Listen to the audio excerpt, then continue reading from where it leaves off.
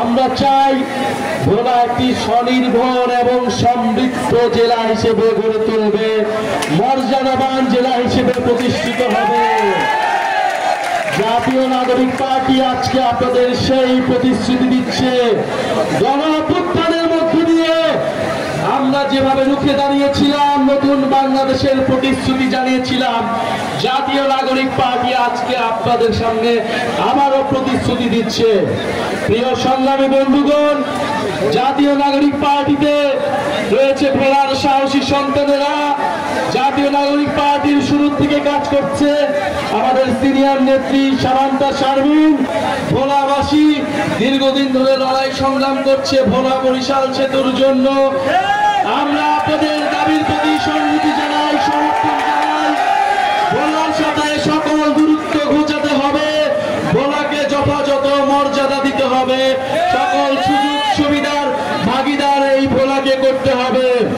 প্রিয় সংগ্রামী বন্ধুগণ, আমি বক্তব্য শেষ করব। আবার আপনাদেরকে স্মরণ করে দিচ্ছি, আজকে 15ই জুলাই, 14ই জুলাই রাত থেকেই এই গণ অভ্যুত্থান কোটা সংস্কার আন্দোলন থেকে রাজনৈতিক দিকে রূপ লাভ করে শেখ হাসিনার বক্তব্যের প্রতিবাদে বাংলাদেশের ছাত্র সমাজ নেমে এসেছিল। বাংলার নারীরা, বাংলাদেশের ছাত্রীরা, শিক্ষার্থীরা অকুতোভয় সাহসিকতার সাথে সামনে গিয়েছিল, নির্যাতিত হয়েছিল, নিপীড়িত হয়েছিল। আজকের দিনে আমরা আমাদের সেই সকল সাহসী বোনদেরকে সম্মান জানাই, শ্রদ্ধা জানাই, তাদের জন্য আমরা জোর করতালি দেই। করতালির মাধ্যমে আজকের এই 15ই জুলাইয়ের নারীদেরকে আমরা সশস্ত্র সালাম জানাই। আজকের এই 15ই জুলাই থেকে আমাদের এই আন্দোলন গণ অভ্যুত্থানের দিকে যাত্রা নিয়েছিল।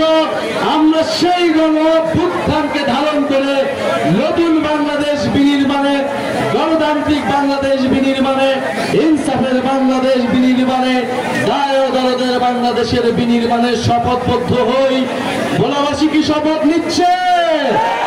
নতুন বাংলাদেশের জন্য শপথ হবে, ভোলার উন্নয়নের জন্য শপথ হবে, মর্যাদাবান ভোলার তৈরিতে শপথ হবে।